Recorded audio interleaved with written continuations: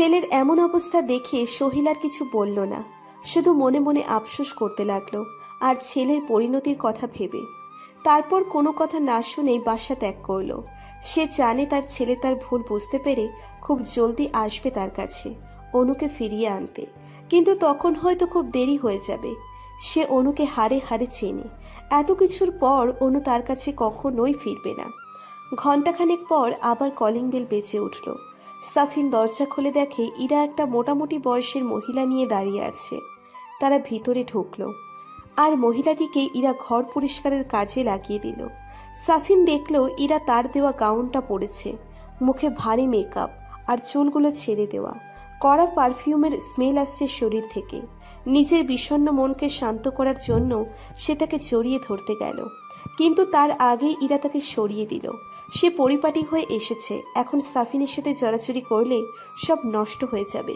এত কষ্ট করে মেকওভার করেছে, ফ্রেন্ডের কাছ থেকে প্রশংসা না শুনেই তা নষ্ট করতে চায় না সে। তাই তাকে ঠেলে ওয়াশরুমে পাঠালো গোসলের জন্য। তারপর সাফিনের জন্য আনা কাপড়গুলো বের করে রাখলো। 10 মিনিটের মাথায় সাফিন গোসল করে শুধুমাত্র একটা টাওয়েল পরে বের হলো। চুল থেকে পানি পড়ছে, ফর্সা গায়ে বিন্দু বিন্দু পানিগুলো মুক্তোর মতো ছড়িয়ে আছে। ইরার ইচ্ছে করছে সাফিনকে খেয়ে ফেলতে। ছেলেটা এত সুন্দর কেন? চোখ দুটো দেখলে ডুব দিতে ইচ্ছে করে, আর ঠোঁটটা তো একদম মেয়েদের মতো। মেকআপ নষ্ট হওয়ার ভয়ে আর কিচ্ছু করলো না, শুধু হালকাভাবে সাফিনের ঠোঁটে ঠোঁট লাগালো। তারপর তাকে রেডি হতে পাঠিয়ে দিল। সাফিন রেডি হয়ে বের হলো। তারপর ড্রেসিং টেবিলের সামনে গিয়ে চুল ঠিক করতে লাগলো। ইরার তো বেহুশ হবার দশা। সাফিনকে নীল স্যুটে অসম্ভব সুন্দর লাগছিল। সাফিন মনে মনে ভাবল নীল অনুর পছন্দের রং ছিল। যখনই সাফিনের জন্য কাপড় কিনতো তার নীল রঙের কিছু না কিছু থাকতোই। সাফিনের ফর্সা গায়ে নীল রংটা মানাতেও বেশ। রাত 9টার সময় তারা বের হলো পার্টির উদ্দেশ্যে। প্রায় 9:30টার দিকে তারা হল রুমে পৌঁছলো। হল রুমে পৌঁছেই এরা দৌড়ে গিয়ে একটা ছেলেকে টাইট করে হাঁক করলো। ছেলেটাও তাকে বিশ্রীভাবে জড়িয়ে ধরলো, যেটা সাফিনের মোটেও ভালো লাগলো না। এরার ডাকে সাফিন সেদিকে এগিয়ে গেল।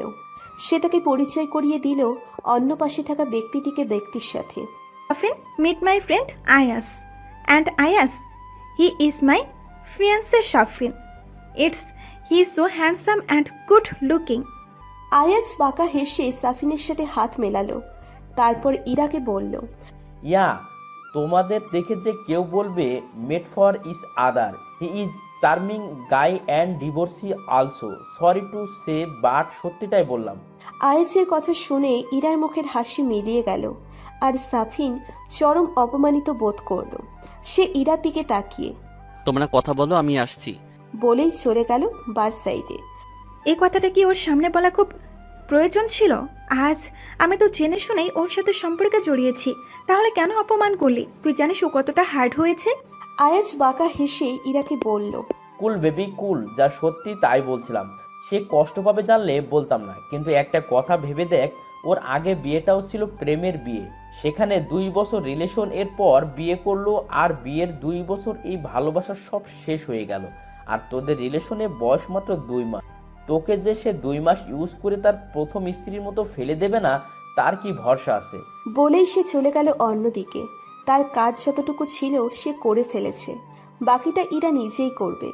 আয়াতের কথাগুলো শুনে ইরা ভাবনায় পড়ে গেল।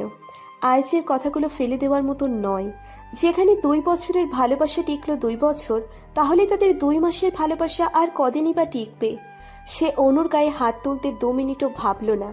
এমন কি ভরসা আছে কদিন পর তারা একই অবস্থা হবে না? তার সাফিনের সাথে কি আগানো উচিত, নাকি সে বেশি ভাবছে? সাফিন খুব ভালো ছেলে, অনু তার যোগ্য ছিল না, তাই সে তাকে ছেড়ে দিয়েছে। কিন্তু ইরার তো সব যোগ্যতা আছে, তাহলে তাকে কেন ছাড়বে? ভেবেই আয়াজের বলা কথাগুলো মাথা থেকে ঝেড়ে ফেলল। তারপর সাফিনের খোঁজে বেরিয়ে পড়ল। অনুর বাইরে যাওয়ার জন্য কাগজপত্র সম্পূর্ণ রেডি, শুধু ভিসা আসার অপেক্ষায় আছে। সেটাও 15 থেকে 20 দিনের মধ্যে পৌঁছে যাবে বলে কর্তৃপক্ষ জানিয়েছে। তাই সে বাকি দিনগুলো তার বাবা মায়ের সাথে কাটাচ্ছে। বাবার কাছে ছোট বাচ্চাদের মতো চকলেটের আইসক্রিমের আবদার করে, মায়ের কাছে বিভিন্ন রান্নার আবদার করে, যদিও কিছু ভালো মতো খেতে পারে না। খাওয়ার সাথে সাথে গড়গড় করে বমি করে দেয়। কিন্তু অন্যদের মতো অনুর প্রেগনেন্সিতে অত সমস্যা হয় না, শুধু মাঝে মাঝেই বমি হয়। তেল দিয়ে দেওয়া, ঘুমানোর সময় বিলি কেটে দেওয়া, তার নিত্যদিনের আবদার। প্রতিদিন সকাল বিকাল বাবার সাথে হাঁটতে যায় আর নানান বিষয় নিয়ে গল্প করে। মাঝে মাঝে সাদাত ভাই সাদকে নিয়ে আসে, আড্ডা দেয়, গল্প করে আর বাচ্চাদের মতো অনুকে এটা সেটা বোঝায়। অনুও অবুঝ বাচ্চার মতো শুধু হুঁ হ্যাঁ করে মাথা নাড়ে। আর তাদের এসব কাণ্ড দেখে অনুর বাবা মা মিটিমিটি হাসে। অনুর মা মনে মনে ভাবে, ইস, যদি ছেলে মেয়ে দুটোকে একসাথে করে দেওয়া যেত সারা জীবনের জন্য, তাহলে হয়তো তারা সব সময় এমন হাসি খুশি থাকতো। কিন্তু সে জানে অনু কখনোই তার কথা শুনবে না, কারণ ছোটবেলা থেকেই অনু সাদাতকে বেস্ট ফ্রেন্ডের মতো ভাবে। আর সাদাত তো বিয়ে করবে না, সে তার স্ত্রীকে এখনো ভালোবাসে। ভাবতেই একটা চাপা নিঃশ্বাস ছাড়ল। হঠাৎ তার হাতে ফোনটা কেঁপে উঠল। স্ক্রিনে নম্বর দেখে রাবিয়া অবাক হয়ে গেল। এটা অনুর শাশুড়ির নম্বর। মাঝে মাঝেই কথা হতো তাদের। মহিলা বেশি কথা বলতে চাইতেন না, কিন্তু তার কথা শুনে বোঝা যেত সে অনুর যথেষ্ট খেয়াল রাখে। তিনি অসুস্থ হয়ে যাওয়ার পর মিসেস রেহেনা প্রায়ই তার খবর নিতেন। ফোনটা বাজতে বাজতে বন্ধ হয়ে গেল। কয়েক সেকেন্ড পর আবার ফোনটা বেজে উঠল। সে কাঁপা কাঁপা হাতে রিসিভ করলো। ফোনের ওপাশ থেকে ভেসে আসলো কিছু কথা। আসসালামু আলাইকুম আপা, কেমন আছেন? আপনার শরীর এখন কেমন? কথাগুলো বেশ মিনমিন করে বলল রাহিলা। কেমন আছেন কথাটা জিজ্ঞেস করতেও কেমন যেন সংকোচ হচ্ছে তার। কিন্তু তার তো অনুর সাথে কিছু কথা বলতে হবে। তার তো ফোন বন্ধ, তাই তার মায়ের কাছে ফোন করা। সে খবর পেয়েছে অনু তার মায়ের কাছেই আছে। রাবিয়া সালামের উত্তর দিল। ওয়ালাইকুম সালাম আপা, আপনার ছেলে আমাদের যেমন রেখেছেন ঠিক তার থেকেও ভালোই আছি। একটা মেয়ের এই অবস্থায় যখন তার স্বামী তাকে ছেড়ে দেয়, তারপর তার বাবা মা যতটুকু ভালো থাকার কথা তার থেকে অনেক ভালো আছি। আর কিছু শুনতে চান? কী জন্য ফোন করেছেন? কিছু বলার থাকলে বলতে পারেন। এই অবস্থা বলতে কি হয়েছে অনুর? কি কোনো সমস্যা? আমাকে বলতে পারেন। আমি কালই ওদের ব্যাপারে জানলাম। বিশ্বাস করুন, আমি ওর সাথে যতই কঠোর হই না কেন, আমি মন থেকে অনুকে খুব ভালোবাসি। আমি জানি ও কতটা লক্ষ্মী মেয়ে, কিন্তু আমার ছেলে যে হীরাকে কাজ ভেবে ফেলে দিবে তা আমি জানতাম না। আমি নিজে ওর বাসা থেকে চলে এসেছি। আমার নিজেরই ঘৃণা হচ্ছে ওর ওপর। আমি আমার ছেলের সাফাই গাইতে ফোন দেইনি। আমি অনুর সাথে কিছু কথা বলতে চাই। অনুকে কি ফোনটা কিছুক্ষণের জন্য দেওয়া যাবে? আমি কিছু কথা বলেই রেখে দেব। দেখুন, আমার মেয়েটা সবেমাত্র এইসব দুশ্চিন্তা থেকে মুক্ত হয়েছে, নিজেকে তৈরি করার জন্য শক্ত হয়ে দাঁড়িয়েছে। এখন আপনি যদি এই সময় কোনো রকম কথা বলে পুরনো গা খুঁটিয়ে তোলেন, তাহলে ও ভেঙে পড়বে। আমি চাই না এমন কিছু হোক। তারপর রাবিয়া তাকে অনুর সিদ্ধান্তের ব্যাপারে খুলে বলে। রাবিয়া কথাগুলো শুনে খুশি হয়। আপনি চিন্তা করবেন না পা, আমি এমন কিছু বলবো না যা ওর ভবিষ্যতে নষ্ট করবে। আমি এমন কিছু কথা বলবো যাতে সে আরও শক্ত হয়ে উঠতে পারে। আমি অনুর আরেকটা মা হয়ে তার সাথে কথা বলবো। আর মায়েরা কখনোই সন্তানের খারাপ চাইবে না। আপনি আমার কথা বিশ্বাস করতে পারেন। রাহিলার কথাগুলো রাবিয়ার ভালো লাগলো, তাই সে ডাইনিং রুমে গিয়ে অনুকে ফোনটা নিয়ে কথা বলতে বলল। অনু জিজ্ঞেস করলো, কে মা? রাবিয়া কিছু বললেন না, সেই রুম ত্যাগ করলো। অনু ফোন হাতে নিয়ে নিল। আসসালামু আলাইকুম, কে বলছেন? রাহিলার খুব আফসোস হলো। অনুর মতো একটি মিষ্টি মেয়ে তার দরকার ছিল। তার বড় ছেলের বউও তো ভালো, কিন্তু একটু কথা বেশি বলে মেয়েটা। তার তুলনায় অনু বেশ শান্তশিষ্ট। কি মিষ্টি করে কথা বলে, মিষ্টি করে সালাম দেয়। আর মেয়েটার সাথে তার ছেলে এমন করলো, সে নিজেও তো কম করেনি। যখন তখন মেয়েটাকে যা তা শুনিয়ে দিয়েছে। ওয়ালাইকুম আসসালাম। জিজ্ঞেস করবে না কেমন আছি, শুধু এতটুকুই বলবো, নিজেকে এমনভাবে গড়ে তোল যেন কেউ তোর দিকে চোখ তুলে তাকে কথা বলতে না পারে। সবার কথায় উচিত জবাব দিতে শেখ। অন্যের ওপর এত নির্ভরশীল হইস না যে নিজেকেই ভুলে যাস। সবাইকে বুঝিয়ে দে কে কার কতটা যোগ্য। আর সব সময় মনে রাখবি, তোর এই মা সব সময় তোর পাশে আছে। কথাগুলো বলতে বলতেই রাহিলার গলা ধরে এলো। অন্যদিকে অনু নিঃশব্দে চোখের জল বিসর্জন দিচ্ছে। যে মহিলা তার সাথে ভালোভাবে কথা বলতো না, উঠতে বসতে কথা শোনাতো, সে তাকে তার ছেলের বিরুদ্ধে সাপোর্ট করছে। অনু সব সময় জানতো তার শাশুড়ি মা সামনাসামনি যতই কঠোর হোক না কেন, আড়ালে ঠিকই অনুকে ভালোবাসতো। প্রতি বেলায় খাবার খেতে বসে খোঁজ নেওয়া, অনু খেয়েছে কিনা, বাইরে গেলে সাবধানে থেকেও বলে যাওয়া, অনু অসুস্থ হলে কারণে অকারণে রুমে যাওয়া, মাঝে মাঝে তাকে শাসন করা, সব কিছুর মধ্যেই অনু ভালোবাসা দেখতে পেত। তাই তো সে কখনো তার শাশুড়ির সাথে উঁচু বাক্যে কথা বলেননি। শাইলা আবার বলতে শুরু করলো। অনুমা, আমি তোর সাথে অনেক খারাপ ব্যবহার করেছি, অনেক কথা শুনিয়েছি, কিন্তু বিশ্বাস কর একটাও মন থেকে বলিনি। তুই আমার মেয়ের মতো, যে কোনো সিদ্ধান্ত আমাকে তুই পাশে পাবি। আজ থেকে তুই আমার মেয়ে, আর তোর দুটো মা। আর যার দুটো মা আছে তার আবার কিসের চিন্তা? অনু, আমি জানি তুই কান্না করছিস, চুপ কর, আর এক ফোঁটা জল যেন তোর চোখ থেকে না পড়ে। যারা তোর এই কষ্টের জন্য দায়ী তাদের উচিত শিক্ষা দিতে হবে, তার জন্য তোকে শক্ত হয়ে দাঁড়াতে হবে। আর পারলে এইসব আচরণের জন্য তোর এই মাকে ক্ষমা করে দিস। এবার অনু বলল। চিচি, এসব কি বলছেন? আমি কখনোই এগুলো মনে নেইনি। আমি জানতাম আপনি আমাকে কতটুকু ভালোবাসেন। মেয়ে বলছেন, তাহলে আবার মেয়ের কাছে বারবার মাপ কেন চাইছেন? মায়েরা কি মেয়েদের শাসন করে না? মাপ চেয়ে আমাকে ছোট করবেন না মা, দোয়া করবেন আমাদেরকে। আমি আর আমার সন্তান যেন সবকিছু উপেক্ষা করে এগিয়ে চলতে পারি। সন্তানের কথা শুনে রাহিলার মাথায় যেন বাজ পড়ল। সন্তান মানে কি অনু? অনু, তুই কি প্রেগনেন্ট? অনু, প্রশ্নের উত্তর দে না। সাফিন কি জানে এই খবর? না, জানানোর জন্যই তো গিয়েছিলাম, তার আগেই এইসব হয়ে গেল। তোমার জানানো উচিত ছিল, তাহলে হয়তো সাফিনের মনটা ঘুরে যেত, হয়তো ওই মেয়েকে ছেড়ে যেত তোমাদের ভবিষ্যতের সন্তানের কথা ভেবে। অনু সামান্য হাসলো। না মা, এমনটা হতো না।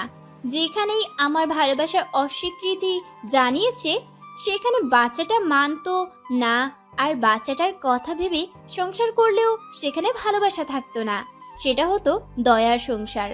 আর আমি এতই ফেলনা হয়ে যাইনি যে আমাকে ওর মতো দুশ্চরিত্রের সাথে সংসার করতে হবে। আর আমি আমার সন্তানের জন্য চরিত্রহীন বাবা চাই না। ঠিক বলেছ অনু, কিন্তু আমার মনে হয় সাফিনকে তার বাবা হওয়ার কথাটা বলা উচিত। তারও তো অধিকার আছে। বাকিটা তোমার যা ভালো মনে হয়। আমি সব সময় তোমার সাথে আছি। আমার সাথে যোগাযোগ রেখো, মাঝে মাঝে ওই মাটার খবর নিও। আর কোনো ধরনের সমস্যা হলে আমাকে জানিও। আজ তাহলে রাখি, মাঝে মাঝে ফোন দিব। শাশুড়ির সাথে কথা বলে অনু বারান্দায় গেল।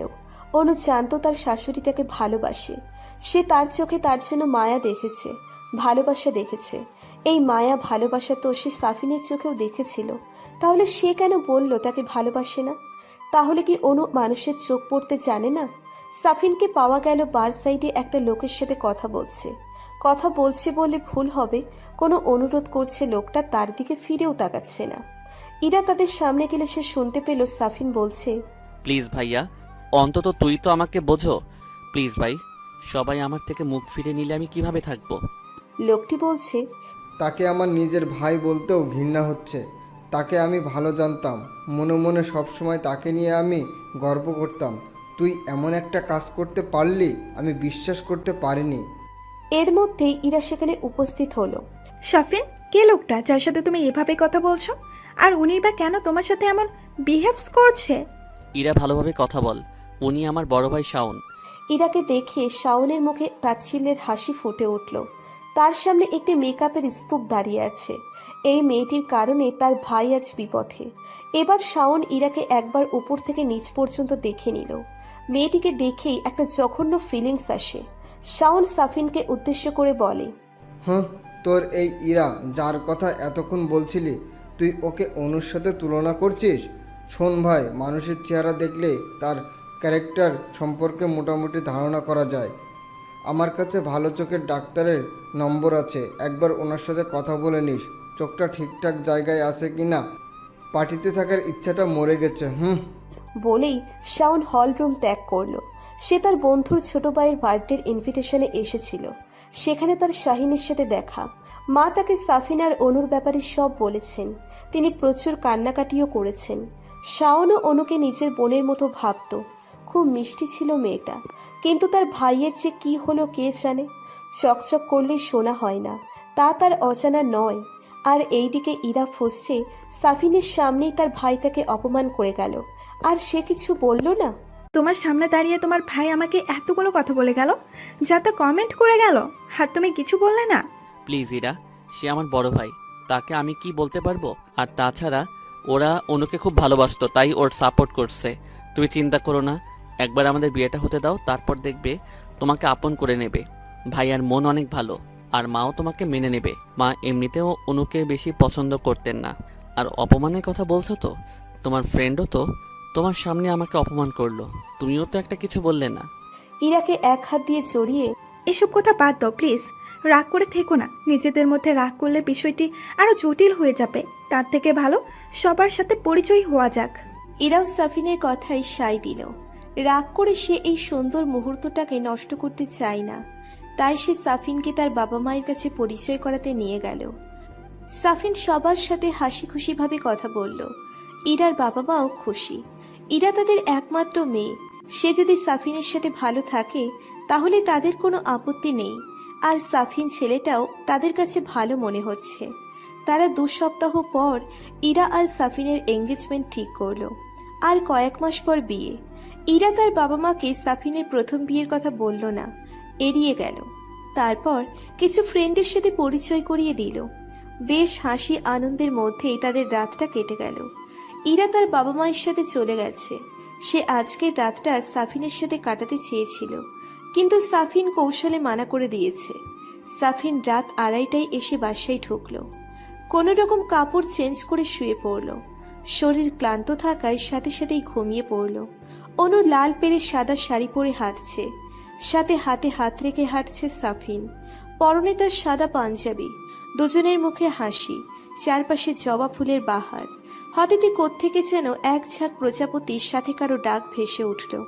কেউ তাকে ডাকছে বাবা বাবা করে।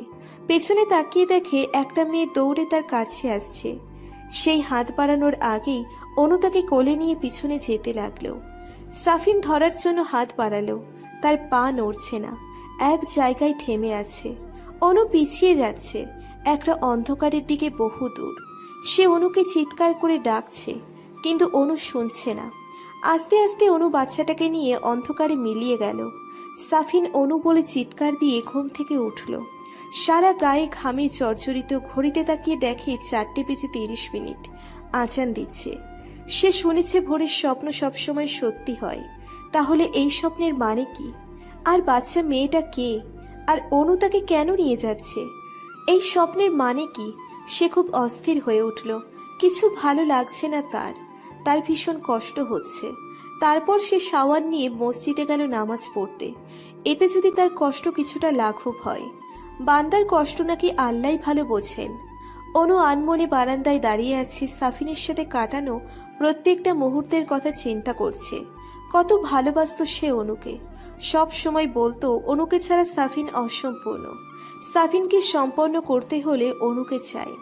তাহলে এই 3 সপ্তাহের সাফিন কই ছিল? একবার একটা ফোন দিয়েও জিজ্ঞেস করেনি সে কোথায় আছে। খবর পর্যন্ত নেয়নি। ভালোবাসা নাইবা ছিল, কিন্তু সামান্য দায়িত্ববোধের কারণে তো একবার ফোন দিতে খবর নিতে পারত। হয়তো এখনো সাফিনকে পূর্ণ করতে অনুর প্রয়োজন নেই। এখন আর তার পূর্ণ করার জন্য তার প্রেয়সী এসে গেছে, যে তার যোগ্য ও স্মার্ট। তাই খবর নেওয়ার প্রয়োজন মনে করেনি। কথাগুলো মনে করতে চায় না অনু, কিন্তু কিভাবে যেন আপনি মনে এসে পড়ে যায়। যখনই একা থাকে সাফিনের স্মৃতিগুলো তাকে তাড়া করে। কিছু সুখময় স্মৃতি আর কিছু দুঃখের স্মৃতিগুলো চাইলেও সে কোনো দিন ভুলতে পারবে না। হারিয়ে যাব একদিন আকাশের এক কোণে, পাবে না আমায় সেদিন খুঁজবে সবখানে। হাসবো সেদিন, ভাসবো তোমার চোখের জলে, সেদিন বুঝবে কি ছিলাম তোমার জীবনে। সকালে ঘুম থেকে উঠে নামাজ পড়ে বারান্দায় দাঁড়িয়ে সাফিনের ভাবনায় মগ্ন থাকা অনুর নিত্যদিনের অভ্যেস হয়ে দাঁড়িয়েছে। কিন্তু সে হয়তো জানে না দূর থেকে কেউ একজন তাকে খুব গভীরভাবে পর্যবেক্ষণ করছে। আর সে কেউ একজন আর কেউ না, সাফিন নিজেই। সাফিনের বাসা থেকে ওদের বাসা খুব বেশি দূরে না, প্রায় 30 মিনিটের রাস্তা। ভোরের স্বপ্ন দেখার পর সাফিন অস্থির হয়ে পড়েছিল অনুকে দেখার জন্য। নিজের মনকে আর আটকে রাখতে পারল না সে। অস্থির মনটাকে শান্ত করার জন্য হলেও অনুকে এক নজর দেখার প্রয়োজন। সকাল থেকেই মনটা তাকে দেখার জন্য আকুপাকু করছে। তাই 19-20 না ভেবেই নামাজ পড়ে রওনা দেয় ওদের বাসার উদ্দেশ্যে। সেদিন সাদাতের সাথে দেখে সে ধারণা করেছিল অনু তার বাবা মায়ের বাসায় আছে। 5:30টার সময় সাফিন ওদের বাড়ির সামনে পৌঁছয়। অনুদের বাড়িটা খুব বেশি বড় না হলেও মোটামুটি বড়ই বলা যায়। দোতলা বাড়িটি। দোতলায় পূর্ব দিকে রাস্তার পাশে অনুর ঘর। ঘরে লাগোয়া একটি বারান্দা আছে, সেখানেই তারা কত রাত নির্ঘুম কাটিয়েছে। সাফিন নিচে দাঁড়িয়ে থাকতো, অনু বারান্দায় দাঁড়িয়ে তার সাথে ফোনে কথা বলতো লুকিয়ে লুকিয়ে। একবার তো ধরা পড়ে গিয়েছিল, তারপর তাকে বেশ কিছুদিন ঘর থেকে বের হতে দেয়নি, বারান্দাও লক করে দিয়েছিল অনুর বাবা। সাফিন নিজেকে আড়াল করে এমন জায়গায় দাঁড়িয়ে যেখান থেকে অনুর ঘরের বারান্দা স্পষ্ট দেখা যাবে। অনুর এক নজর দেখতে পাওয়া কম কি। সাফিনের অপেক্ষার অবসান ঘটিয়ে প্রায় 20 মিনিট পর অনু বারান্দায় দাঁড়িয়ে আকাশের দিকে মুখ করে অনু কি যেন ভাবছে, আবার বিড়বিড় করে কি যেন বলছে। সাফিন কিছুই শুনতে পাচ্ছে না। এখন তার আকাঙ্ক্ষাটাও আরো বেড়ে গেল। তার অনুর সাথে কথা বলতে ইচ্ছে করছে, কিন্তু কিভাবে বলবে? সে একবার অনুকে ভালোভাবে লক্ষ্য করলো। পরনে সাদা রঙের একটি সালোয়ার কামিজ, চুলগুলো ছাড়া, এলোমেলো হয়ে আছে। ঘুম থেকে ওঠার কারণে চোখগুলো ফুলে আছে। অনুকে বিয়ের পর আর সালোয়ার কামিজ পরতে দেখা যায়নি, বেশ চিকন হয়ে গেছে, দেখলেই বোঝা যায়। কিন্তু চেহারায় যেন লাবণ্যতা বেড়েই চলেছে। হঠাৎ যেন অনু খুব সুন্দর হয়ে গেছে। অনু আপন মনে কিছুক্ষণ বিড়বিড় করে বারান্দা থেকে চলে গেল। ওর চলে যাওয়া দেখে সাফিনের ধ্যান ভাঙল।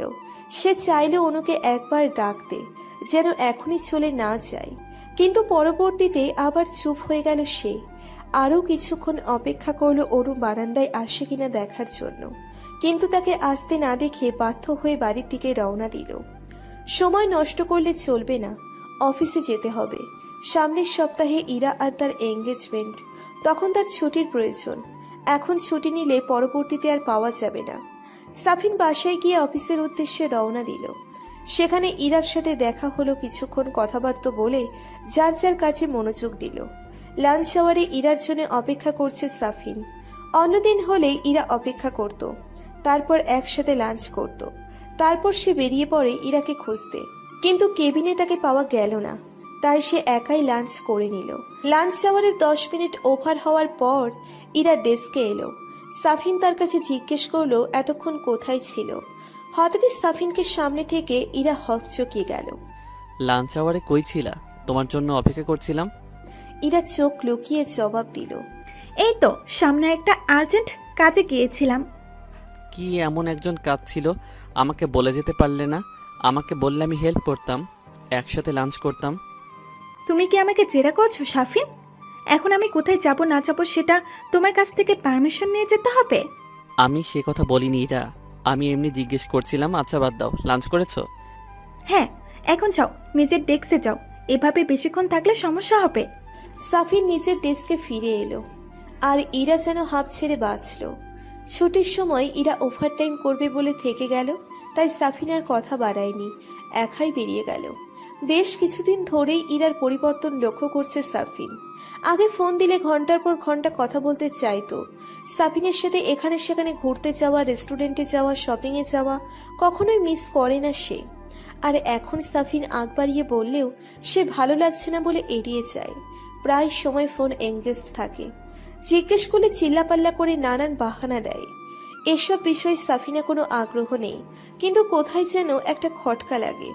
ইদানিং ইরা ওভারটাইম বেশি করে। অফিস ছুটির পর সাফিন একাই বের হয়, কিন্তু হঠাৎ একদিন কিছু কাজ থাকায় সে আশেপাশে থাকে। হঠাৎই তার চোখ যায় একটা বাইকে করে আওয়াজ, আর ইরা যাচ্ছে। সে প্রায় সাথে সাথেই ইরাকে ফোন দেয়। হ্যালো, এটা কই তুমি? কই তুমি মানে? আজব প্রশ্ন। আধ ঘন্টা আগেই তো বললাম তোমাকে আজকে ওভারটাইম করব, তাই অফিসে আছি। ও সরি, ভুলে গিয়েছিলাম। আচ্ছা রাখি, পরে কথা বলবো। সাফিন স্পষ্ট দেখেছে আওয়াজের সাথে এটা ইরাই ছিল। তাহলে সে কেন মিথ্যে বলছে? একবার কি অফিসে গিয়ে খোঁজ নেবে? তারপর সে আবার অফিসের দিকে রওনা দেয়। ভেতরে যেতে চাইলে দারোয়ান তাকে বাধা দেয়। জি কাকে চাই অফিসে ঢুকতে পারবেন না, অফিস টাইম শেষ। আমি এখানে কাজ করি। এই যে আমার আইডি, আসলে আমার এক ফ্রেন্ড ভিতরে আছে, ওভারটাইম করছে জরুরি কিছু প্রয়োজনে, তার সাথে দেখা করতে এসেছি। আইডি থেকে দারোয়ান আর তাকে আটকায় না। সে ভেতরে গিয়ে দেখে অনেকেই রয়েছে, কিন্তু সেখানে ইরাকে দেখতে পেল না। তাই সে অন্য একটা কলিগকে জিজ্ঞেস করলো, আসিফ, ইরা কই? ওর তো ওভারটাইম করার কথা ছিল, কিন্তু ওকে তো কোথাও দেখতে পাচ্ছি না। ইরা না, ইরাকে তো বস ওভারটাইম দেয়নি, তো সে এখানে কেন থাকবে? কি বলিস? আজ 5 দিন যাবৎ ইরা ওভারটাইম করছে, আর তুই বলছিস ইরাকে ওভারটাইম দেয়নি? তুই বোধহয় খেয়াল করিসনি। দিলে তো জানতামই। আমি দেখলাম ইরাকে একটা ছেলের সাথে বাইকে করে চলে যেতে। প্রায় প্রতিদিনই তো যাই। কখন বের হয়? অফিস ছুটি হওয়ার ঠিক 10 মিনিট পর। ধন্যবাদ দোস্ত, আজ তাহলে আসি, পরে কথা হবে। সাফিন ভাবনায় পড়ে যায় ইরা তাকে এতদিন মিথ্যে কথা বলে আসছে। সে আয়াসের সাথে প্রতিদিন অফিসারে পরেই বেরিয়ে যায় আর তাকে মিথ্যে বলে কেন? সে কি কখনোই তার স্বাধীনতায় হস্তক্ষেপ করেছে? সাফিন তো বন্ধু বান্ধবের সাথে দেখা করতে, আড্ডা দিতে তাকে নিষেধ করেনি, তাহলে কেন লুকোচুরি? সাফিনকে খুঁজে বের করতেই হবে। পরের দিন যথাসময়ে অফিস ছুটি হয় ও রীতিমতো ইরা সাফিনকে ওভারটাইম বলে বিদায় করে, কিন্তু সাফিন নিচে অপেক্ষা করে থাকে কখন ইরা নামবে। সবার ছুটি প্রায় 10 মিনিট পর ইরা ফোনে কথা বলতে বলতে নিচে নেমে আসে। 1-2 মিনিটের মধ্যে আয়াস একটা বাইক নিয়ে আসে আর ইরা তাকে পেছন থেকে চেপে ধরে, বাইকে উঠে পড়ে। ইরাকে ফলো করার জন্য সাফিন তার বন্ধুর থেকে একটা বাইক নিয়ে আসছে। তার মন বলছে পিছু করাটা অন্যায়, কিন্তু আবার এটাও বলছে অন্তত ডাউট ক্লিয়ারের জন্য হলেও ফলো করা উচিত। 7-5 ভাবতে ভাবতে সাফিন ইরাদের পিছনে যাওয়া শুরু করলো। তাদের বাইক একটা রেস্টুরেন্টের সামনে থামলো। এটা তার আর ইরার প্রিয় রেস্টুরেন্ট। ইরা আয়াসকে নিয়ে রেস্টুরেন্টে ঢুকলো এবং প্রাইভেসির জন্য একটা কর্নারের টেবিলে বসলো। সাফিন তাদের পিছু পিছু একটা টেবিলে বসলো যেখান থেকে তাদের দেখা যায়। রেস্টুরেন্ট হালকা আলো জ্বলছে। আসে হালকা আলোয় সাফিন দেখতে পাচ্ছে দুজন ছায়ামূর্তি একে অপরকে আলিঙ্গন করে আছে এবং আস্তে আস্তে আরো গভীর হচ্ছে। বাকিটুকু দেখার মতো শক্তি সাফিন জোগাতে পারল না। দ্রুত রেস্টুরেন্ট ত্যাগ করলো। সে বিশ্বাস করতে পারছে না ইরা তাকে এভাবে ধোঁকা দিল। সে তার জন্য অনুকে ছাড়লো। তার 1 সপ্তাহ পর তাদের এঙ্গেজমেন্ট। সে কিভাবে এই কাজ করতে পারলো? না, তার সাথে কথা বলতেই হবে। সবকিছু মিটমাট করেই আগাবে সে। তা জানতে হবে ইরা কি চায়। পরের দিন অফ থাকায় সে ইরাকে বাসায় আসতে বলল, কিন্তু সে আসতে নারাজ। তার গুরুত্বপূর্ণ কাজ আছে বলে এড়িয়ে যেতে চাইল। তবুও সাফিন জোর করলো। সাফিনের সাথে না পেরে ইরাকে আসতে হলো। ইরা বাসায় হাজির হলো সকাল 10টায়। তা কি খবর, কেমন চলছে দিনকাল? আজকাল তো দেখে আমাকে মনে পড়ে না। তোমায় আমি ফোন না দিলে ফোন দাও না, খোঁজ খবর নাও না, কোথাও ঘুরতে যাওয়া হয় না। সামনের সপ্তাহে আমাদের এঙ্গেজমেন্ট, তোমার তো কোনো এক্সাইটমেন্ট দেখতে পাচ্ছি না। তুমি সত্যি কি আমাকে বিয়ে করতে চাচ্ছ তো? এগুলো কি ধরনের হিয়ালি কথা সাফিন? আর বিয়ে করতে চাইবো না কেন? একটু ঝামেলায় আছি, অফিসে ব্যস্ত, কাজের চাপ বেশি, তাই তোমার সাথে বেশি কথা হয় না, বাইরে যেতে পারি না। তার মানে এই না যে আমি তোমাকে বিয়ে করতে চাই না। ইরা, আমি আজকে তোমার কিছু কথা বলবো। আগে আমার সম্পূর্ণ কথা শুনবে, তারপর কথা বলবে। রাগ করতে পারবে না, কারণ আমি কোনো কিছু প্রমাণ ছাড়া করি না। ওকে, আমাকে প্রমিস করো। কি এমন কথা বলবে যে আমাকে প্রমিস করতে হবে? ওকে যাও, রাগ করবো না, বলো কি বলবে। প্লিজ সাফিন, আমাকে মাফ করে দাও। আমি চাইনি তোমার সাথে এমন করতে, কিন্তু কিভাবে যেন আমি ওর কথায় এসে যাই। সে আমাকে বলে তুমি আমার যোগ্য না, তুমি ডিভোর্সি, তুমি নাকি বিয়ের পর আমাকে অন্যর মতো করে মারবে, বকবে, আমার সব স্বাধীনতা কেড়ে নেবে। আমি যেন তোমার সাথে সব সম্পর্ক শেষ করে দেই, তারপর আস্তে আস্তে আমি ওর সাথে ক্লোজ হয়ে যাই। বিশ্বাস করো, আমি তোমাকে ভালোবাসি সাফিন, আমি তোমাকে ছাড়া বাঁচতে পারবো না। আমাকে এবারের মতো মাফ করে দাও, আর হবে না, প্লিজ আমাকে আর একটা সুযোগ দাও। সাফিনও ইরাকে মাফ করে দেয় আর আয়াসের সাথে যোগাযোগ করতে নিষেধ করে দেয়, আর ইরাও সব মেনে নেয়। তারপরে আবার সবকিছু আগের মতোই হয়ে যায়। অফিসে যাওয়া, ইরার সাথে লাঞ্চ ছুটির পর ইরাকে বাসায় পৌঁছে দেওয়া, আর রাতে অনুর বাড়ির রাস্তায় দাঁড়িয়ে থাকা। 1 সপ্তাহ পর এই 2 সপ্তাহ সাফিন প্রতিদিন রাতে অনুর বাড়ির সামনে দাঁড়িয়ে থাকতো। সকালে চলে যেত, মাঝে মাঝে অনুকে রাতেও দেখা যেত, আবার মাঝে মাঝে শুধু সকালে। তার অভ্যেস যেন একদিনেই খারাপ হয়ে গেছে। অনুর ঘুমো ঘুমো চেহারাটা দেখা তার নেশা হয়ে গেছে। আজ তার এঙ্গেজমেন্ট, আর তাই হয়তো আর আশা হবে না ভেবেই চলে যেতে নেবে। হঠাৎই সে সাদাতকে দেখল বাড়ির ভিতরে যেতে, হাতে কিছু কাগজপত্র। সে ভাবল বাইরে অপেক্ষা করা যাক, সাদাতকে অনুর থেকে দূরে থাকতে বলতে হবে। তাই সে অপেক্ষা করতে লাগলো। 1 ঘন্টা পর সাদাত বের হলো। যেই সেদিকে এগোবে পেছনে অনুকেও বেরোতে দেখলো। তারা কোনো বিষয়ে জানি কথা বলছে বললে ভুল হবে। সাদাত বলছে আর অনু মনোযোগ সহকারে শুনছে। তারপর সাদাত একটা রিক্সা নিল। সাফিনও তাদের ফলো করতে শুরু করলো।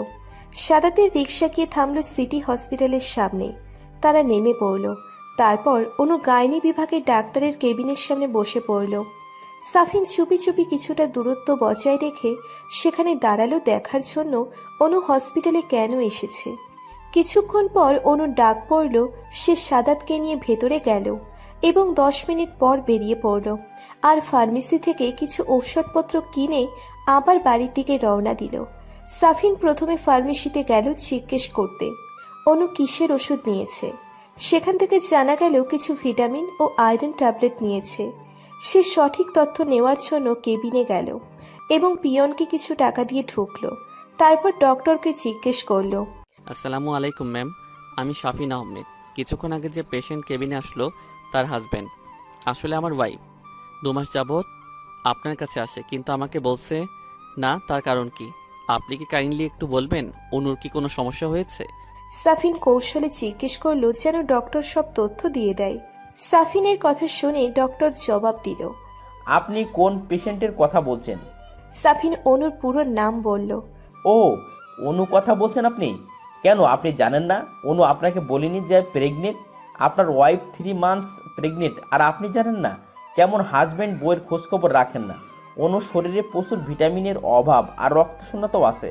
আর প্রচুর দুশ্চিন্তা করে মেয়েটাকে দেখে রাখবেন। ডেলিভারির সময় নয়তো সমস্যা হবে। মা ও বেবি দুজনের লাইফের রিস্ক। অনু প্রেগনেন্ট কথাটা শুনে সাফিন আকাশ থেকে পড়ল। তার চোখ থেকে দুফোঁটা জল অবাধ্য হয়ে গড়িয়ে পড়ল। সে বাবা হতে যাচ্ছে আর অনু একবার তাকে বলার প্রয়োজন মনে করেনি। এত বড় কথাটা সে কিভাবে লুকালো?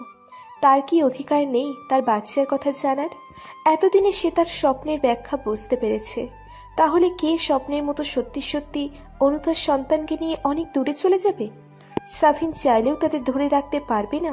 ডাক্তারের কেবিন থেকে বের হয়ে কোনো রকম একটা সিএনজি নিয়ে বাসায় যায় সাফিন। তারপর খুশিতে চিৎকার করে কতক্ষণ। সাফিন বাবা হতে যাচ্ছে। আচ্ছা, বাবা হওয়ার অনুভূতিগুলো কি সত্যি এমন অসাধারণ হয় যেন পৃথিবীটাই হাতের মুঠোয় পেয়ে গেছি? বেঁচে থাকার জন্য এর থেকে বড় সুখ আর কিছু চাই না। কিন্তু কিছু একটা ভেবে মুখের হাসি নিমেষে শেষ হয়ে যায় তার। অনুকে ফিরবে তার কাছে, নাকি তার বাচ্চাকে তার কাছ থেকে ছিনিয়ে নেবে? তার প্রথম সন্তান, প্রথম বাবা হওয়ার অনুভূতি সব কি কেড়ে নেবে অনু? পরক্ষণেই ভাবল, না, কিভাবে কেড়ে নেবে? বাচ্চাটা কি তার একার নাকি? তারও তো অধিকার আছে বাচ্চার উপর। সাফিনের জন্য না হলেও বাচ্চাটার জন্য হলেও অনু তার কাছে থাকতে বাধ্য। সে বাধ্য করবে অনুকে তার সাথে থাকতে। সে এই অনুভূতিটাকে হাতছাড়া করতে চায় না। আর অনু যদি থাকতে না চায় তাহলে বাচ্চাটা সাফিনকে দিয়ে দিতে হবে। এরপর সাফিন সিদ্ধান্ত নেয় সে অনুকে ডিভোর্স দিবে না। আর ইরাকেও বোঝাবে যে বাচ্চাটা সাফিনের জন্য কতটুকু গুরুত্বপূর্ণ আর বাচ্চার জন্য হলেও অনুকে প্রয়োজন। আর ইরা যদি না অনুকে রাখতে চায় তবে অন্য ব্যবস্থা আছে। সে কোর্টে বাচ্চার কাস্টাডির জন্য আবেদন করবে। তারপর সে আর ইরা মিলে বাচ্চাটা বড় করবে। আগে ভালোই ভালোই আজকের এঙ্গেজমেন্টটা হয়ে যাক, তারপর সব দেখা যাবে ভেবেই একটা স্বস্তির নিঃশ্বাস ছাড়ল সাফিন। তার অনেক কাজ করতে হবে। এঙ্গেজমেন্টের সকল দায়িত্ব সাফিনের একার। কোনো আত্মীয় স্বজন বা কাছের বন্ধু বান্ধব সাফিনকে সাপোর্ট করেনি। তারা আসতে নারাজ। কিছু কলিগ ও কয়েকটা বন্ধু বান্ধব নিয়ে সে অনুষ্ঠানটা করছে, তাই সব দায়িত্ব সাফিনের একার। সে বেরিয়ে পড়ল হলরুমের উদ্দেশ্যে। সবকিছু ঠিকঠাক আছে কিনা দেখে তারপর সে রেডি হয়ে আবার আসবে আর এঙ্গেজমেন্টের পরপরই ইরার সাথে কথা বলবে। সন্ধ্যে 7টা। সকল গেস্টরা এসে পড়েছে। ইরার বাবা মাও এসেছে। তারা সাফিনের সাথে কথা বলছে। সকল আত্মীয় স্বজনের সাথে পরিচয় করিয়ে দিচ্ছে। সবাই যার যার মতো পার্টি এনজয় করছে। কিন্তু এরই মধ্যে একবারও ইরার দেখা মিলল না। বেশ কয়েকবার সাফিন ফোন দিয়েছে, কিন্তু ফোন রিসিভ করছে না। সে ভাবছে হয়তো ব্যস্ত, তাই ফোন ধরছে না। রাত 9টার দিকে সবাই এঙ্গেজমেন্টের জন্য তাড়া দিতে থাকলো, কিন্তু ইরার কোনো খোঁজ খবর নেই। তার বাবা মাও তাকে ফোন দিচ্ছে, কিন্তু ফোন বন্ধ। তারপর হঠাৎ এই একটা মেয়ে এসে সাফিনের হাতে একটা কাগজ দিল। সে আস্তে আস্তে কাগজটি খুলল। এটা একটা চিঠি যা ইরা লিখেছে। চিঠিটা সম্পূর্ণ পড়ে সাফিনের চেহারার রং বদলে গেল। চিঠিটা ইরার মায়ের হাতে দিয়ে তারপর সে কাউকে কিছু না বলে হলরুম থেকে বেরিয়ে গেল। তারপর তার মা চিঠিটা খুলল। চিঠিতে লেখা ছিল, প্রিয় সাফিন, শুরুতেই প্রিয় লিখলাম, কিন্তু তুমি আমার প্রিয় কিনা জানি না, কিন্তু আজকাল তোমাকে আমার বিরক্ত লাগে। কথায় কথায় আবেগী হয়ে পড়া, শাসন করা, এইখানে যেও না, তার সাথে কথা বলো না, এসব শুনতে শুনতে আমি পাগল হয়ে যাচ্ছিলাম। আমি তোমাকে খুব স্মার্ট একজন ছেলে ভাবতাম, কিন্তু তোমার জন্য ওই অনুই ঠিক আছে, আমি নয়। আমি কার সাথে চ্যাটিং করি, চলাফেরা করি, কথা বলি, সব কিছুতেই তোমার হস্তক্ষেপ। ভাগ্য ভালো, সময় মতো আয়াস আমাকে সব বুঝিয়ে দিয়েছে। যে ছেলে বউ রেখে অন্য মেয়ের সাথে সম্পর্ক করে, এমনকি বিশ্বাস আছে যে তুমি আমাকে ছেড়ে আরও সুন্দরী কেউ দেখলে তার সাথে চলে যাবে না। তোমাকে আমি বিশ্বাস করি না আর ভালোবাসি না, তাই এঙ্গেজমেন্ট আর বিয়েটা করা আমার পক্ষে সম্ভব না। যেখানে বিশ্বাস নেই সেখানে বিয়ে তো অসম্ভব। আমি আয়াসকে ভালোবাসি আর ওকেই বিয়ে করব। ও তোমার মতো অত মেন্টালি সিক না, আমাকে বোঝে। তোমাকে আজকের এই দিনে এতগুলো মানুষের সামনে অপমান করতে চাইনি, কিন্তু আমার কোনো উপায় ছিল না। শেষ মুহূর্তে আর পারলাম না নিজের সাথে যুদ্ধ করতে, তাই ভালোবাসার মানুষটির হাত ধরে চলে যাচ্ছি। আমি আজকে বুঝতে পারছি আমি তোমার পার্সোনালিটিকে ভালোবেসেছিলাম, তোমাকে না। পারলে মাফ করে দিও আর অনুকে নিয়ে সুখে থেকো। আমি জানি তুমি এখনও অনুকে ভালোবাসো আর সেও তোমাকে ভালোবাসে, তাই তার কাছে মাপ চেয়ে আবার সব কিছু ঠিক করে নিও। ভালো থেকো। ইতি, ইরা। সম্পূর্ণ চিঠিটা পড়ে তার বাবা মা স্তব্ধ হয়ে গেল। তার মেয়ে একটা বিবাহিত পুরুষকে বিয়ে করতে যাচ্ছিল, এই ছেলের আগেও একটা স্ত্রী আছে জেনেও এত অধপতন হয়েছে তার শেষ পর্যন্ত। একটা পবিত্র সম্পর্ককে নষ্ট করলো তাদের মেয়ে। ভাবতেও অবাক লাগছে। তারা ইরাকে কখনো কোনো কিছুর জন্য বাধা দেয়নি, সব সময় স্বাধীনভাবে চলাফেরা করতে দিয়েছে। তাই বলে মেয়ে এত নিচে নামবে তারা ভাবতে পারেনি। আজ এতগুলো মানুষের সামনে শুধু সাফিনকে না, তার বাবা মাকেও অপমান করল সে। বাসায় পৌঁছে সাফিন কোনো রকম দরজা লাগিয়ে চিৎকার করে কান্না করতে শুরু করলো। কার জন্য সে কান্না করছে জানে না, শুধু এতটুকুই জানে যার জন্য সে অনুকে ঠকালো, অনুর গায়ে হাত তুললো, এমনকি তাকে ডিভোর্স দিতে যাচ্ছিল, তার বাবা হওয়ার সংবাদ থেকে বঞ্চিত হলো, আর সেইটাকে একা ফেলে চলে গেল তাকে বিশ্বাস করে না বলে। কি দোষ করেছিল সে? সে তো ইরার সব কথাই মেনে নিয়েছে, যখন যা বলেছে তাই করেছে। কখনো তো স্বাধীনতায় হস্তক্ষেপ করেনি, কোনো কিছুর জন্য জবাবদিহিতা করেনি। এমনকি এত বড় একটা ঘটনার পরেও ইরাকে মাফ করে দিয়েছিল। তাহলে কেন এমন করলো? কি সুন্দর করে বলে দিল সাফিনকে ভালোবাসে না, বিশ্বাস করে না, অন্য কাউকে ভালোবাসি। তাহলে কি তার অনুকে দেওয়া আঘাত প্রকৃতি তাকে ফিরিয়ে দিল? সেও তো অনুকে একই কথা বলেছিল, আরো জঘন্যভাবে। অনুকে এমন কষ্টই পেয়েছিল নাকি আরো বেশি? তার ইরার জন্য কষ্ট লাগছে না, কষ্ট লাগছে নিজের জন্য, অনুর জন্য। সে অনুর কাছে কোন মুখে যাবে তাকে ফিরিয়ে আনতে? কিভাবে ক্ষমা চাইবে? আদেও কি অনু ফিরবে তার কাছে? সাফিনের নিজেকে অসহায় লাগছে, খুব একা একা মনে হচ্ছে। ঘরে থাকলে যেন তার দম বন্ধ হয়ে যাবে। এই ঘরে অনুর সাথে তার কত স্মৃতি রয়েছে, ভাবতেই দম বন্ধ হয়ে যাচ্ছে তার। তার এখন অনুকে প্রয়োজন, খুব প্রয়োজন। সে বুঝতে পারছে অনুকে ছাড়া তার চলবে না, কিন্তু অনু তো নেই, দূরে চলে গেছে। সাফিন নিজে তাকে দূর করে দিয়েছে, কিন্তু এখন তার কাউকে প্রয়োজন যে তার কষ্ট বুঝবে। তারপরই হঠাৎ তার মায়ের কথা মনে পড়ল। সে উঠে দাঁড়ালো তার মায়ের কাছে যাওয়ার উদ্দেশ্যে। এখন তার কাউকে প্রয়োজন, খুব করে প্রয়োজন। কাউকে জড়িয়ে ধরে অশান্ত মনকে শান্ত করতে হবে। অনু থাকলে কাজটা বেশি ভালো হতো, কিন্তু আপাতত তার মাকে চাই। একমাত্র মাই পারবে সবকিছু ঠিক করতে। রাত 1:45, দরজায় বারবার কে যেন কলিং বেল বাজাচ্ছে আর সমানে দরজা ধাক্কাচ্ছে। কিছুক্ষণ আগেই ঘুমিয়েছিল শাওন আর রিদি, কিন্তু দরজা ধাক্কা আর কলিং বেলের আওয়াজে তারা দুজনেই হুড়মুড় করে উঠে পড়ল। আর কলিং বেলের বাজে আওয়াজে মিসেস রাহিলা ঘুম থেকে জেগে গেল। শাওন দরজা খুলে অবাক হয়ে গেল। তার সামনে দাঁড়িয়ে আছে তার ছোট ভাই। চুলগুলো এলোমেলো হয়ে আছে, চোখ মুখ ফুলে লাল হয়ে আছে, যেন এইমাত্র কান্না করে এসেছে। শার্টের অর্ধেক ইন করা বাকি, অর্ধেক ছাড়ানো। এত রাতে সেখানে কি করছে? আজ না তার এঙ্গেজমেন্ট ছিল ইরার সাথে, তাহলে সে এখানে কেন? আর চেহারার এই হাল কেন? বেশ কয়েকটা প্রশ্ন ঘুরপাক খাচ্ছে শাওনের মাথায়। বড় ভাইকে দেখে নিজেকে ঠিক রাখতে পারল না সাফিন। ক্লান্ত পায়ে সামনে এগিয়ে তাকে জড়িয়ে ধরেই চিৎকার করে কান্না করতে শুরু করলো সে, আর বলতে লাগলো, আমার পাপের ফল আমি পেয়েছি। ভাই, তোদের কথা সত্যি হয়েছে। আল্লাহ আমাকে উচিত শিক্ষা দিয়েছে। আমি আর সহ্য করতে পারছি না ভাই। আমার অনুকে চাই, ও আমার সব কষ্ট দূর করে দেবে। ওর কাছে জাদু আছে ভাই, আমাকে আমার অনু এনে দে। ছেলের এমন অবস্থা দেখে রাহিলা কান্না করে দিল। তার ধারণা সঠিক হয়েছে, ছেলে তার ভুল বুঝতে পেরেছে। সে এগিয়ে যায় ছেলের দিকে। মাকে দেখে সে ভাইকে ছেড়ে মায়ের পায়ের কাছে বসে পড়ল। তারপর পা জড়িয়ে ধরে বলল, আমার অনুকে চাই মা, আমার অনুকে চাই। আমি আমার বাচ্চাকে চাই। আমি ওদের ছাড়া বাঁচব না মা। আমি তোমার অনুকে চাই। তোমার ছেলেকে অনু এনে দাও মা। আর কখনো সে অনুর অমর্যাদা করবে না, গায়ে হাত তুলবে না, বাজে কথা বলবে না।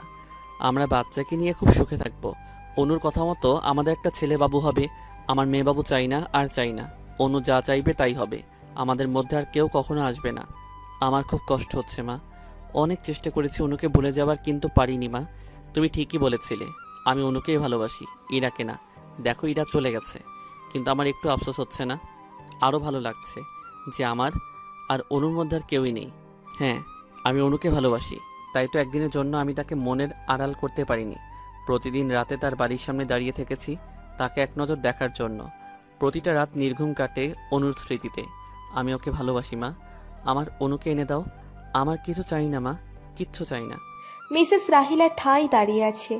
ছেলের কষ্ট তার সহ্য হচ্ছে না। সে জানে না আগে কি হতে চলেছে। তার ভুলের মাসুল তো তাকে দিতেই হবে।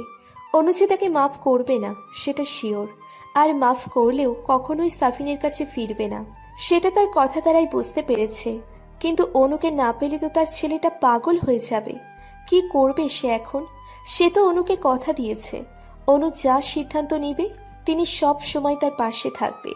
আর ভাবতে পারল না সে, আগে সাফিনকে শান্ত করতে হবে। অন্যদিকে রিধি সাফিনের আচরণে বিরক্ত হয়ে গেল। এত কিছু করার পর তার অনুকে চাই? বাইরে ফষ্টি করার সময় এসব কথা মনে ছিল না? সে অনুকে ছাড়া বাঁচবে না। এখন ইরা ডাইনিটা ছেড়ে গিয়েছে বলে তার অনু চাই। অনু তো মুড়ির মোয়া, চাইলেই পাওয়া যাবে। যেন তার কোনো আত্মসম্মান নেই। যত সব নাটক, সাইকো একটা। মনে মনে আরো অসংখ্য গালি দিয়ে রুমে চলে গেল সে। এতদিন কঠোর থাকলেও তার ভাইকে কান্না করতে দেখে কঠোর হতে পারল না শাওন। সাফিন কখনোই এমন ছিল না, কেন যে এসব হয়ে গেল বুঝতে পারছে না সে। কিন্তু ভুল যেহেতু করেছে মাসুল তো তাকে দিতেই হবে। আর শাওনের মনে হয় না অনু সাফিনের কাছে ফিরবে। একটা দীর্ঘ নিঃশ্বাস ছেড়ে সাফিনের কাছে যায় শাওন। ছোট ভাইয়ের কষ্ট দেখতে পারবে না সে। প্রথমে তাকে শান্ত করার প্রয়োজন। সকালে সাদাত ভাই এসেছিল। অনুর ভিসা কাগজ এসে পড়েছে জানাতে।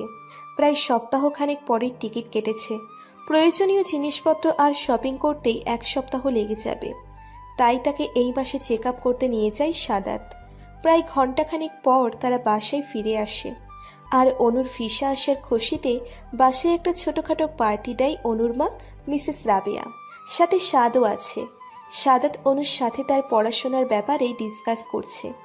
অনু তা মনোযোগ সহকারে শুনছে। এক গাদা উপদেশ দিচ্ছে। ঠিকমতো খাবি, ঠিকমতো ঘুমাবি, প্রপার রেস্ট নিবি, প্রতিদিন ফোন করবি, সবার সাথে কথা বলবি, টাইম মতো ঔষধ খাবি, বেশি রাত জেগে থাকবি না, কান্না করতে পারবি না, আরও গাদা গাদা উপদেশ। অনু সেগুলো খুব মনোযোগ সহকারে শুনছে, মাথা দোলাচ্ছে, আর তার কড়া শাসন দেখে মিটিমিটি হাসছে। সাদাতের সাথে প্রয়োজনীয় কথা শেষ করার পর সে সাদের কাছে গেল। অনুকে দেখে এক গাদা প্রশ্ন ছুড়ে দিল সাদ। বাপ বেটা দুটোই এক একটা প্রশ্ন করতে করতে মারে, আর একজন উপদেশ দিতে দিতে মারে। অনু পড়েছে বিশাল ঝামেলায়। পিমনি, আমাদের প্রিন্সেস কবে দুনিয়াতে আসবে? আমি তার সাথে খেলা করব। তোমাকে কে বলেছে আমাদের প্রিন্সেস হবে? প্রিন্সও তো হতে পারে। বাবাই তো বললো আমাদের একটি প্রিন্সেস হবে। তারপর আমি বড় হলে প্রিন্সেসকে বিয়ে করব। আর এখন আমি সারাদিন প্রিন্সেসের সাথে খেলবো। ও শুধু আমাদের প্রিন্সেস হবে, আর কারো না। ও বাবা, প্রিন্সেস হবে নাকি প্রিন্স হবে তারই খবর নেই, আর সে বড় হয়ে বিয়ে অবধি চলে গেছে। আরে বাবা, তুমি দেখো, আমাদেরই প্রিন্সেস হবে, আর আমি তার সাথে খুব খেলা করব। তারপর বিয়ে করে পুতুলের মতন সাজিয়ে রাখবো। বাবা বলেছে তো, আর বাবা যাই বলে তাই সত্য হয়। অনু হেসে দিল। তার পাকা পাকা কথা শুনে। তারপর সে সাদাতের কাছে গেল। সে কিছু কাগজপত্র ঘাটাঘাটি করছে। কি করছেন সাদাত ভাই? কোনো সমস্যা? আপনাকে বেশ চিন্তিত লাগছে। আর বলিস না, মাথা থেকে একটা আপদ বিদায় করব বলে ভেবেছি, তাই আপদটা যেন তাড়াতাড়ি বিদায় হয় সেই কাজই করেছি। অনু বুঝতে পারল সাদাত ভাই তাকে নিয়ে মজা করছে, তাই সে তাকে পাত্তা না দিয়ে সাদাতকে জিজ্ঞেস করলো, তুমি কি আমার সাথে যাবে? হ্যাঁ, তাকে পৌঁছে দেওয়ার জন্য পৌঁছে দিয়ে সবকিছু ঠিকঠাক করে চাচ্চু আর চাচ্চির সাথে কথা বলে পরেই আসবো। না হলে দেখা যাবে তুই বেশি আদর আদরে বাদর হয়ে গেছিস, আর খাওয়া দাওয়া নিজের খেয়াল রাখা সব গোল্লাই গেছে। দায়িত্ব যখন নিয়েছি পূরণ করেই তবে ছাড়বো। শুনিসনি ডাক্তার কি বললো? তোর শরীরে প্রচুর ভিটামিনের অভাব আর রক্তশূন্যতা আছে। তোর তো নিজের প্রতি কোনো ধ্যানই নেই, তাই আমাকে সবই করতে হবে নাকি? সাদাতের কথাগুলো অনু মুগ্ধ হয়ে শুনছে। লোকটা কি সুন্দর করে কথা বলে। সবকিছু মজার ছলে উড়িয়ে দিলেও বেশ প্রয়োজনীয় কথা তার মধ্যে বলে ফেলে। এই যে দায়িত্বে, সে সাফিনের দায়িত্ব ছিল জেনেও সাফিন সৌজন্যতার খাতিরেও খোঁজ নেয়নি। আর এই যে সাদাত ভাই সামান্য কথা দিয়েই সবকিছু নিঃস্বার্থভাবে করে যাচ্ছে, অনুকে মেন্টালি সাপোর্ট দিচ্ছে, আবার নিজ দায়িত্বে দূর দেশে চেনা মানুষের কাছে রেখে আসছে।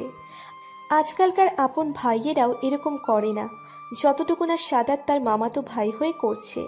সে এই লোকটার কাছে চিরকৃতজ্ঞ থাকবে। বেশ হাসি তামাশার মধ্য দিয়েই রাতটা কেটে গেল তাদের। সাদাত আর সাদ রাতে বাসায় চলে গেল, কিন্তু কে জানতো কালো অতীতগুলো অনুর জীবনে আবার হানা দিবে, সব কিছু এলোমেলো করে দিতে। প্রতিদিনের মতোই সকালে নামাজ পড়ে বারান্দায় গেল অনু। এখনো পূর্বের আকাশে সূর্য উকি দেয়নি, চারিদিকে হালকা আলো ছড়িয়ে আছে। সে আকাশের দিকে তাকিয়ে সাফিনের চিন্তায় মগ্ন। হঠাৎ তার চোখ গেল সামনের রাস্তার দিকে। কেউ একজন তার দিকে তাকিয়ে আছে এক ধ্যানে। তাকে চিনতে বেশি বেগ পেতে হলো না অনুর। রাস্তায় সাফিন দাঁড়িয়ে আছে। হঠাৎ অনুর কলিজায় পানি শুকিয়ে গেল। সাফিন এখানে কি করছে? সবেমাত্র সবকিছু গুছিয়ে এগিয়েছিল সে, তাহলে এখন সেখানে কেন এসেছে? সবকিছু এলোমেলো করতে? আর দাঁড়িয়ে থাকতে পারল না সে, দৌড়ে ঘরের মধ্যে ঢুকে গেল। বারান্দার দরজা লাগিয়ে দিল, চিৎকার করে কাঁদতে শুরু করলো। অন্যদিকে অনুর ঘরে যাওয়া দেখে সাফিন তাকে ডাকতে শুরু করলো, কিন্তু অনেক ফিরেও তাকালো না। হঠাৎ অনুর কান্নার আওয়াজ শুনে অনুর মা ঘরে দরজা ধাক্কাতে লাগলো। মাত্র নামাজ পড়ে উঠেছিল সে। আচমকা অনুর কান্নার আওয়াজ শুনে সে তাড়াতাড়ি অনুর রুমে গেল। অনুমা, কি হয়েছে তোর? কান্না করছিস কেন? দরজা খোল। কি হয়েছে আমাকে বল। অনু, দরজা খোল মা। কিন্তু অনু দরজা খুলল না। এবার রাবিয়া খাতুন গেল ঘাবড়ে। সে তাড়াতাড়ি গিয়ে ঘর থেকে অনুর রুমের চাবিটা নিয়ে এলো। অনুর বাবা নামাজে গেছেন, তাই যা করার তাকে করতে হবে। দরজার লকটা খুলে কোনো রকম অনুর কাছে গেল। অনুর কাঁধে হাত রাখতেই অনু ঘুরে মাকে জড়িয়ে ধরল। অনুর মাও কান্না করে দিল। কি হয়েছে মা? কান্না করছিস কেন? বাজে স্বপ্ন দেখেছিস? এমন করে কান্না করলে তো বাচ্চার সমস্যা হবে। আর কান্না করে না, আমাকে বল কি দুঃস্বপ্ন দেখেছিস? অনুর সারা শরীর কাঁপছে। সে শুধু মুখ দিয়ে উচ্চারণ করলো, সাফিন। সে ফিরে এসেছে, আমাকে ডাকছে। ও বারান্দায়। মা, ও কেন এসেছে মা? ভালোই তো ছিলাম আমি। মা, ওকে আমার চোখের সামনে থেকে চলে যেতে বলো। হঠাৎ নিচ থেকে অনুর বাবার আওয়াজ শোনা গেল। সে কাউকে ধমকাচ্ছে। সে অনুকে নিয়ে উঠে দাঁড়ালো। তারপর বাইরে বেরোলো দেখার জন্য কি জন্য সাত সকালবেলা অনুর বাবা চেঁচাচ্ছেন। কিন্তু নিচে নেমে যা দেখলো তার জন্য তারা মোটেও প্রস্তুত ছিল না। সাফিন, হ্যাঁ সাফিন, বাবার পায়ে ধরে আকুতি মিনতি করছে। প্লিজ বাবা, শুধু একবার আমি ওর সাথে কথা বলবো, ওর সাথে একবার দেখা করব বাবা, নইলে আমি মরে যাব বাবা। আমি আপনার কাছে ভিক্ষা চাইছি, অনুকে আমার কাছে ফিরিয়ে দিন। কোন সাহসে তুই আমার বাড়ি এসে আমার মেয়ের হেনস্থা করছোস? আর কি মনে করো তুমি নিজেকে? এত কিছুর পরও আমি তোমাকে অনুর সাথে দেখা করতে দিব? সবেমাত্র সব কিছু থেকে বের করতে পেরেছি মেয়েটাকে। তুমি এসেছো ওর সাথে কথা বলতে, ওর সাথে দেখা করতে? কোন অধিকারে? এখনই চোখের সামনে থেকে চলে যাও, আর কখনো যেন তোমাকে এই বাড়ির আশেপাশে না দেখি। প্লিজ বাবা, এমন করবেন না। আমাকে একটা সুযোগ দিন, আমি আর অভিযোগের সুযোগ দেব না। আমাকে অনু ফিরিয়ে দিন, আমার বাচ্চাকে আমার কাছে ফিরিয়ে দিন। বাবার কাছ থেকে তার সন্তানকে কেড়ে নেবেন না। কিসের বাবা? তোমার বাবা হওয়ার কোনো যোগ্যতাই নেই। তোমার মতো চরিত্রহীন লোকের কাছে আমি আমার মেয়েকে দেব না, আর দেব না তার অনাগত বাচ্চাকে। তোমাকে ভালো মানুষ ভেবেছিলাম, তাই মেয়েকে তোমার কাছে রেখেছিলাম। কিন্তু তুমি কি করলে? পরকীয়া করে আমার মেয়েকে মেরে ঘর থেকে বের করে দিলে। তুমি আর এমন করবে না, তার কি ভরসা আছে? তোমাকে আমি বিশ্বাস করি না। ভালোই ভালোই এখান থেকে চলে যাও, না হলে আমি হাত তুলতে বাধ্য হব। তোমার গায়ে হাত তুলতে আমার ঘৃণা হচ্ছে। আমি সব কিছুর জন্য মাপ চাচ্ছি বাবা।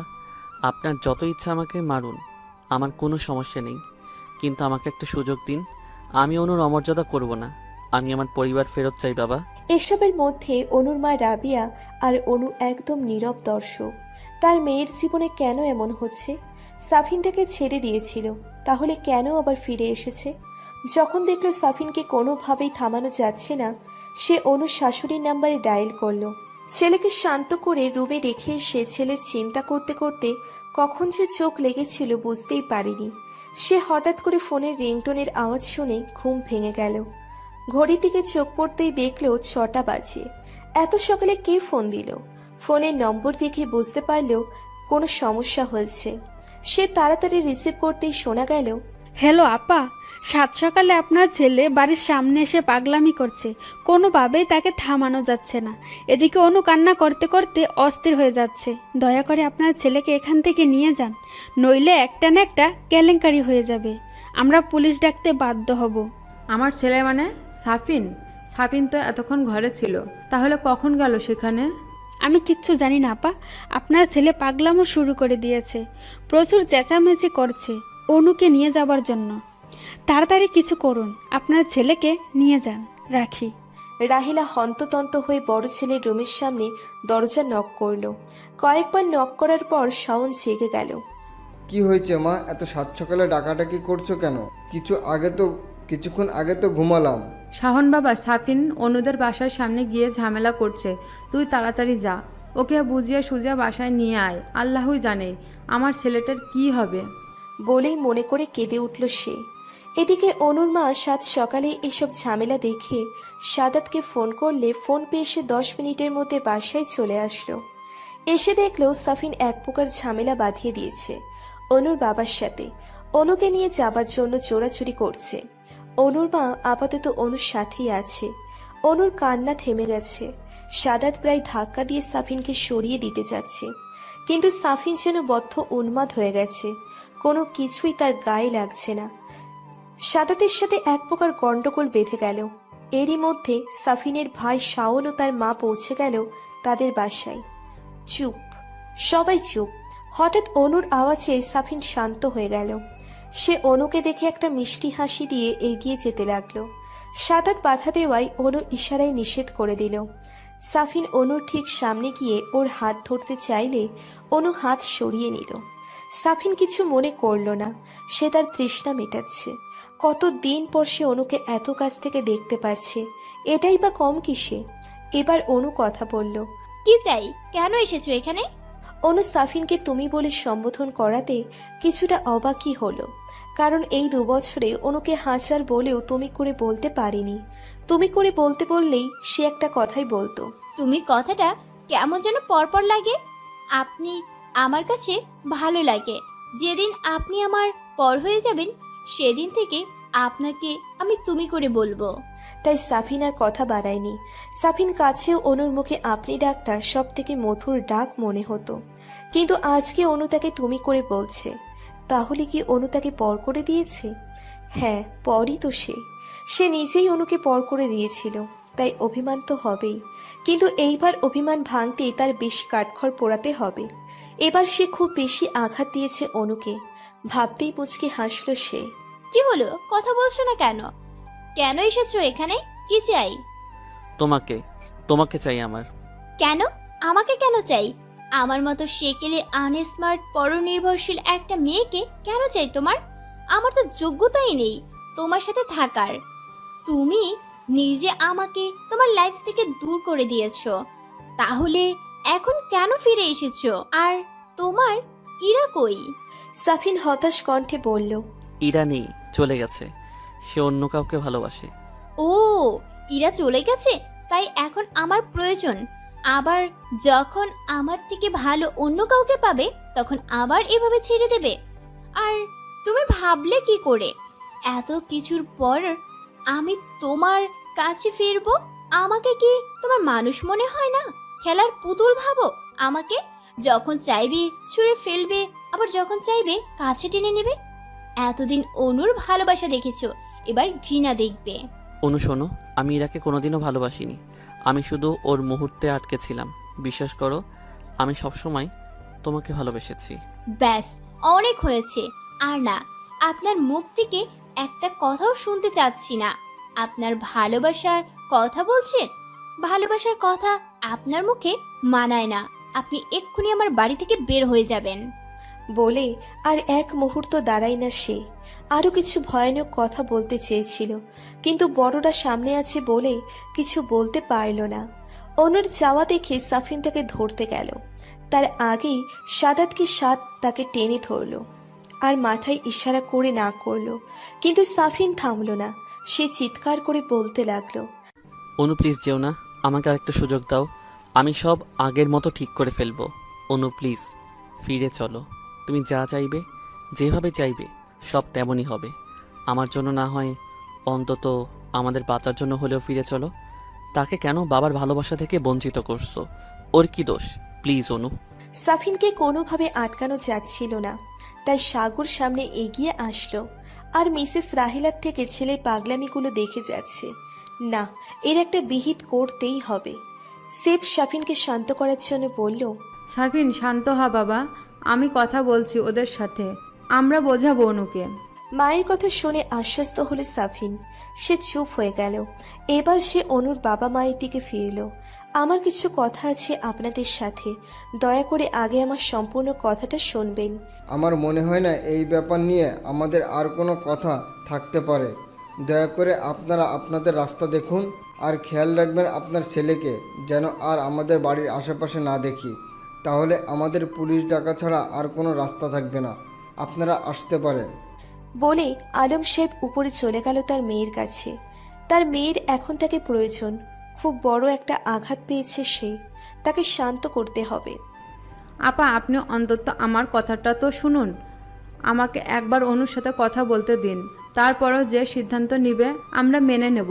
আমি নিজের চোখের সামনে আমার সন্তানের এই অবস্থা সহ্য করতে পারছি না। আর অনু সাফিনকে ছাড়া ভালো নেই, আমি জানি। তাছাড়া বাচ্চাটার কথা তো অন্তত ভাবুন, সে কেন কষ্ট পাবে? আর সমাজের সিঙ্গেল মাদারের অনেক সমস্যা ফেস করতে হয়। দোষ যতই ছেলেদের হোক না কেন, মেয়েদের দোষারোপ করে, আমি জানি। আমি চাই না অনুর উপরে কেউ আঙুল তুলুক। আপনি দয়া করে একবার আমাকে অনুর সাথে কথা বলার অনুমতি দিন। ওর সাথে কথা বলে আমরা সবাই চলে যাব। অনুর মা ভাবল, অনু যদি সাফিনের কাছে ফিরে যেতে চায় তাহলে আর সমস্যা কোথায়? তাছাড়া বাচ্চাটার কথা তো চিন্তা করতে হবে। বাবা ছাড়া বাচ্চা মানুষ করতে তার মেয়ের কষ্ট হয়ে যাবে। সমাজের লোক নানান কথা বলবে, অনুকেই সবাই দোষারোপ করবে। তাই অনু কাছ থেকে জানা উচিত সে কি চায়। তাই সে রাহিলাকে অনুর সাথে কথা বলার অনুমতি দিল। সে ঘরের সামনে গিয়ে দেখল বাবা মেয়ে বসে আছে, তাই দরজা নক করলো। অনুর বাবা বলে উঠল, আপনি এখানে কেন? আপনাকে তো বলা হয়েছে যে আমরা কোনো কথা শুনতে চাই না। আমাদের মেয়ে এত ফেলনা হয়ে যায়নি যে আপনার চরিত্রহীন ছেলের কাছে তাকে ফেরত পাঠাতে হবে। অনু বাবাকে থামিয়ে দিল। আসতে দাও ওনাকে বাবা, তুমি চিন্তা করো না, উনি হয়তো আমার সাথে কথা বলতে চান। মেয়ের কথা শুনে আলম সাহেব আর কথা বাড়ালেন না। অনুর ঘর ত্যাগ করলেন আর মিসেস রাহিলা গিয়ে অনুর পাশে বসে আমায় হাত নিচের মুঠোয় নিয়ে নিল। অনু মা আমার, আমি জানি আমি এখন যে কথাগুলো বলবো তুই আমাকে স্বার্থপর ভাববি। হ্যাঁ, আমি স্বার্থপর নিজের সন্তানের জন্য। হয়তো প্রত্যেক মাই তার সন্তানের জন্য স্বার্থপর হয়। দেখ অনু, জীবনে কেউই একা চলতে পারে না, সবাই একটা না একটা সঙ্গী প্রয়োজন। তার সুখ দুঃখ হাসি কান্না সব কিছুই ভাগাভাগি করার জন্য। আমার ছেলেটার তোকে প্রয়োজন, সে তোকে অসম্ভব ভালোবাসে। আর পুরুষ মানুষ একটু একটু এসব করেন। ওকে এবারের মতো মাফ করে দে অনু, তোরা আগের মতো হয়ে যা। আর তাছাড়া একবার বাচ্চাটার কথা তো ভাব, সে কেন বাবা থাকতে এতিমের মতো বড় হবে? তারও তো বাবার প্রয়োজন। আমার ছেলেটাকে মেনে নে অনু। শাশুড়ির কথাগুলো শুনে অনু একটা তাচ্ছিল্যের হাসি হাসল। আপনি প্রমাণ করে দিলেন মা, শাশুড়ি কখনোই মা হয় না। যদি আজকে আমার জায়গায় আপনার মেয়ে থাকতো, তাকে কি শাহিনের মতো ছেলের হাতে তুলে দিতেন? আর জীবন একা চলার কথা বলছেন তো? কে বলেছে আমি একা? আমার পাশে আমার বাবা মা আছে, আমার সন্তান আছে, আর কি চাই বেঁচে থাকার জন্য? আর একটা কথা কি জানেন মা, ভালোবাসা মূল ভিত্তি হচ্ছে বিশ্বাস। আর একবার বিশ্বাস ভেঙে গেলে সেখানে আর ভালোবাসা তৈরি হয় না। বিশ্বাস হচ্ছে কাচের মতো, ভেঙে গেলে খুব কষ্ট হয়, তো জোড়া লাগানো যায়, কিন্তু দাগ সারা জীবন থেকে যায়। এই দাগ নিয়ে আর যাই হোক সংসার করা যায় না। আমাকে মাফ করবেন, আমি আপনার কথাটা রাখতে পারলাম না। কথাটা বলেই অনু উঠে যাচ্ছিল, কিন্তু আগে শাহিনের মা অনুকে আটকে দিল।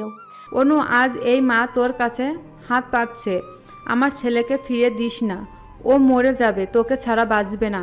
ওকে একটু সুযোগ দে, অন্তত বাচ্চাটার জন্য একটা সুযোগ দে। অনু হাত ছাড়িয়ে নিল। আমার পক্ষে সম্ভব না বলে আর দাঁড়ালো না সে। ওয়াশরুমে গিয়ে দরজা আটকে দিল। তার প্রচুর কান্না পাচ্ছে, কিন্তু তাকে তো ভেঙে পড়লে চলবে না, শক্ত হয়ে দাঁড়াতে হবে। তাকে তো সাফিনের অপমানের কড়া জবাব দিতে হবে। সবাইকে জানিয়ে দিতে হবে যে ভালো থাকার জন্য কোনো সঙ্গীর প্রয়োজন নেই। সে একবার বিশ্বাস করে ঠকেছে, আর না, এইবার তো সামলে নিয়েছে, পরের বার হয়তো মরেই যাবে। সারা ঘর সমানে পায়চারি করছে সাফিন। একবার ঘরে যাচ্ছে, আবার সিঁড়ির কাছে যাচ্ছে। কখন মা আসবে, সে অনুর খবর নিতে পারবে এই আশায়। তার চিন্তার অবসান ঘটিয়ে তার মা এলো, কিন্তু তার চোখ মুখ ফ্যাকাশে দেখাচ্ছে। তার বুকটা ধক করে উঠল। তাহলে কি মা অনুকে মানাতে পারেনি? না না, মা তাকে বলেছে অনুর সাথে কথা বলবে, আর মা কিছু বললে অনু তা কখনোই অমান্য করবে না, সে জানে। তাই কৌতূহল ধরে রাখতে না পেরে সে জিজ্ঞেস করলো,